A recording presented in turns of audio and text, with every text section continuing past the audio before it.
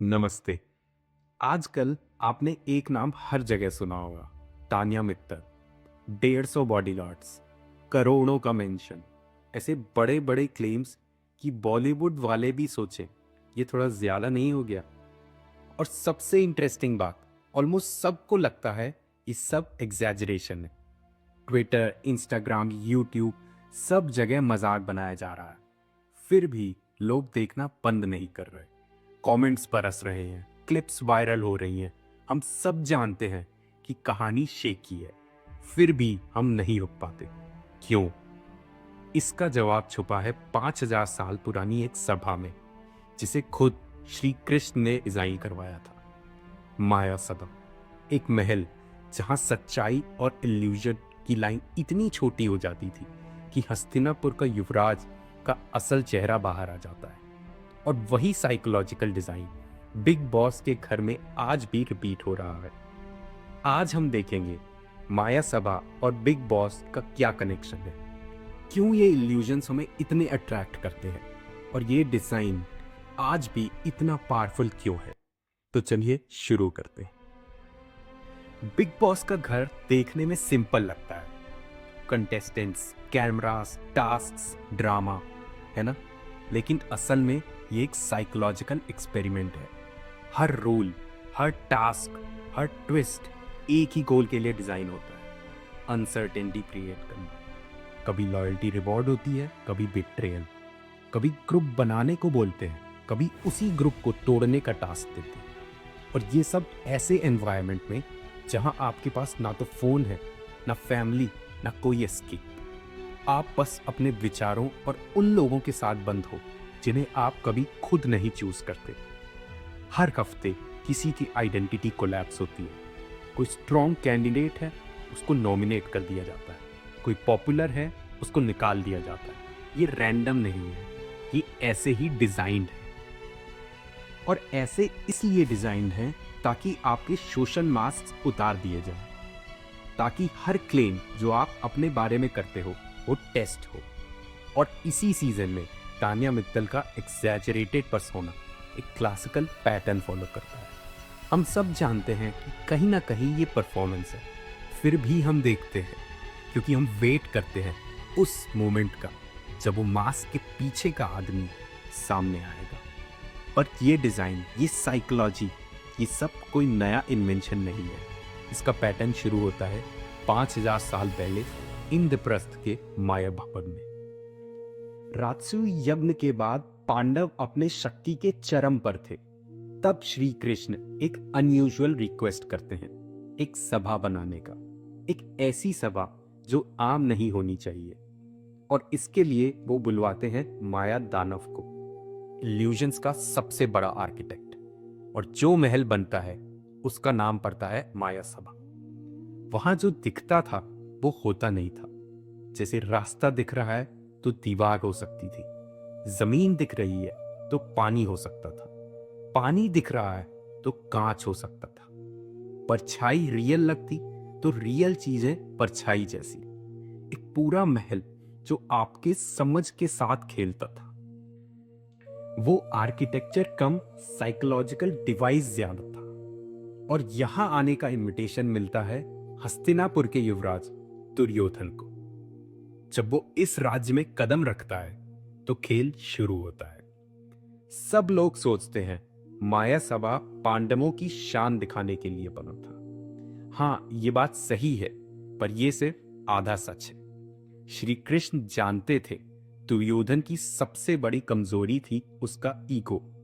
वो शक्तिशाली, तेज, निपुण गदाधारी था, पर अंदर से इनसिक्योर। और कृष्ण ये भी जानते थे कि ये इनसिक्योरिटी भी आगे चल के युद्ध का कारण बनेगी, क्योंकि युद्ध सिर्फ रणभूमि में नहीं जीता जाता, वो जीता जाता है दिमाग से। इसलिए श्री कृष्ण ने माया दानव से एक ऐसी जगह बनवाई जहां दुर्योधन के ईगो का असल चेहरा सामने आए।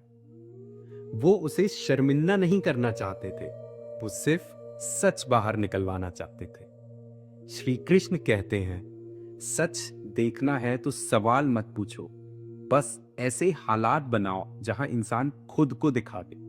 और माया सभा बिल्कुल यही करती थी। तो दुर्योधन माया सभा के अंदर आता है, आत्मविश्वास गर्व से भरा हुआ। पहला इल्यूजन, वो पानी समझकर धोती ऊपर करता है, पर वो कांच का फ्लोर होता है। लोग हल्की हंसी छुपाते हैं। दूसरा इल्यूजन, वो एक खुला रास्ता देखकर चलता है और दीवार से टकरा जाता है। फिर तीसरा, वो मार्बल फ्लोर समझकर कदम रखता है और सीधा पानी में गिर जाता है। पूरा दरबार देख रहा है, उसका चेहरा लाल, उसका ईगो फट चुका है। फिर द्रौपदी की हंसी और कमेंट, अंधे का पुत्र अंधा। दुर्योधन की बेइज्जती हो चुकी है। दुर्योधन का गुस्सा माया सभा पर नहीं था, वो गुस्सा था उस असल दुर्योधन पर जो इल्यूजन्स ने सामने ला दिया।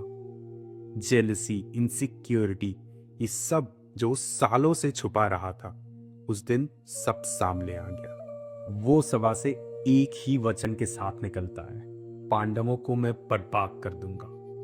कुरुक्षेत्र के युद्ध का बीज यहीं पड़ा था। ये है माया का असली रोल। माया धोखा नहीं देती, माया रिवील करती है। नॉर्मल जिंदगी में हम कंट्रोल रखते हैं अपनी इमेज पर, अपनी रेपुटेशन पर, कौन क्या देखे और क्या ना देखे। पर जब आपको एक ऐसे एनवायरनमेंट में डाल दिया जाए जहां कोई कंट्रोल नहीं है, वहां सब मास्क एक एक करके गिरने लगते हैं और सच खुद बाहर आ जाता है। दुर्योधन अपने को बहुत महान समझता था, लेकिन माया ने उसे उसका असली रूप दिखाया। बिग बॉस में भी लोग अपना बेस्ट फेस लेकर आते हैं, पर जैसे जैसे टास्क उनके ईगो पर हिट करते हैं, असली पर्सनालिटी सामने आ जाती है। अब सवाल आता है कि आप अपने आप को ये सब देखने से क्यों नहीं रोक पाते? चलिए देखते हैं। पहला, अनसर्टेनिटी एडिक्शन। आपका ब्रेन आधी इंफॉर्मेशन से एडिक्टेड हो जाता है। इसे कहते हैं ज़िगार्निक इफेक्ट। हम अधूरी कहानियों से ज्यादा ऑब्सेस करते हैं पूरी कहानियों की बजाय। बिग बॉस आपको हर दिन यही अधूरी कहानी दिखाता है। कौन नॉमिनेट होगा, कौन किसको धोखा देगा। आपका ब्रेन इस समय डोपामीन रिलीज करता है, वही केमिकल जो इंस्टाग्राम स्क्रॉल करते समय रिलीज होता है। आप आंसर्स के लिए नहीं देख रहे, आप इसलिए देख रहे हो क्योंकि क्वेश्चन सेलेक्टिव है। दूसरा, ईगो ऑब्जर्वेशन। हमको ईगो कोलैप्स देखने में मजा आता है। क्यों? क्योंकि हम सब अपनी खुद की ईगोस के साथ स्ट्रगल करते हैं। हम जानते हैं कि कैसा लगता है बाहर से कॉन्फिडेंट प्रोजेक्ट करना, जबकि अंदर से इनसिक्योर फील होता है। जब हम एग्जैजरेटेड क्लेम्स या इन्फ्लेटेड पर्सोनास देखते हैं, हम सिर्फ जज नहीं कर रहे, हम पैटर्न रिकॉग्नाइज कर रहे हैं। हम सब ने प्रिटेंड किया है, हम सब ने मास्क पहने हैं, और जब ये मास्क गिरता है हम कुछ फील करते हैं। क्रूएलिटी नहीं, पर कंफर्मेशन कि किसी का भी ईगो बुलेट प्रूफ नहीं है। तीसरा, प्रोजेक्शन। बिग बॉस पर आप जिस इंसान से नफरत करते हो, वो प्रोबेबली कुछ ऐसा रिफ्लेक्ट कर रहा है जो आप अपने बारे में डिसलाइक करते हो। जिस इंसान को आप पैशनेटली डिफेंड करते हो, वो कुछ ऐसा एक्सप्रेस कर रहा है जो आप एक्सप्रेस करना चाहते हो। साइकोलॉजिकली इसे प्रोजेक्शन कहते हैं। हम अपनी अंदर की दुनिया को दूसरों पर प्रोजेक्ट करते हैं। रियलिटी टीवी एक आईना बन जाता है, उनका नहीं बल्कि हमारा। चौथा, सेफ ड्रामा। हम इमोशनल रिलीज पाते हैं बिना पर्सनल रिस्क के। Anger, betrayal, Joy, sadness, even relationship की सारी हाइज और सेफ डिस्टेंस। हम वो लोग नहीं हैं जो हर्ट हो रहे हैं, हम वो लोग नहीं हैं जिन्हें जज किया जा रहा है। हम सेफ लैब से ह्यूमन नेचर स्टडी कर रहे हैं। और ये पैटर्न सिर्फ बिग बॉस का नहीं है, सारे रियलिटी शोज जैसे रोडी, स्प्लिट्सविला, सब में ये देखा जाता है। हर reality show artificial environment create करता है ताकि मास्क स्लिप हो जाए। एंशिएंट रोम के स्टेडियम्स हो या मेडिवल कोर्ट्स के जोकर, लोग हमेशा देखना चाहते हैं कि जब इंसान कंट्रोल लूज करता है तो क्या होता है। और इस सीजन का पैटर्न भी वही है। और हम इसीलिए देख रहे हैं क्योंकि हम वेट कर रहे हैं उस माया सभा मोमेंट का, जब बिग बॉस का एनवायरनमेंट कॉन्टेस्टेंट्स को क्रैक करेगा और रियल इमेज सामने आएगी। ये सिर्फ तान्या मित्तल के बारे में नहीं है, हर सीजन कोई ना कोई ऐसा कंटेस्टेंट होता है। पर अब सवाल आपके लिए, आपका मास्क क्या है? आप किस इल्यूजन को मेंटेन करते हो? काम पे प्रोफेशनल होते हो, दोस्तों के साथ मजाक करते हो, फैमिली के साथ रिस्पॉन्सिबल होते हो, सोशल मीडिया पे परफेक्शन शो करते हो, पर अंदर से आप कौन हैं? आपका माया सभा कैसा होगा? कौन सी सिचुएशन में आपका ईगो क्रैक होगा? कौन सी इनसिक्योरिटी सामने आएगी? और सबसे ऑनेस्ट सवाल, आप दूसरों का मास्क गिरते हुए देखकर क्यों सेटिस्फाई होते हो? क्योंकि बिग बॉस उनका सच नहीं दिखाता, वो हमारे अंदर की दुनिया दिखाता है। 5000 साल पहले श्री कृष्ण ने एक महल बनवाया था, दुर्योधन को धोखा देने के लिए नहीं, उसे रिवील करने के लिए। आज करोड़ों लोग बिग बॉस उसी रीजन से देखते हैं, एंटरटेनमेंट के लिए नहीं, पर क्योंकि कहीं डीप डाउन हम सब वही सवाल पूछ रहे हैं जो दुर्योधन ने फेस किया था। इस इल्यूजन के गिरने के बाद मैं क्या रहूंगा? बिग बॉस हमें उनका सच नहीं दिखा रहा, ये हमारी खुद की साइकोलॉजी को दिखा रहा है जो इल्यूजन में बंद है। और शायद इसीलिए हम नजर नहीं हटा पाते।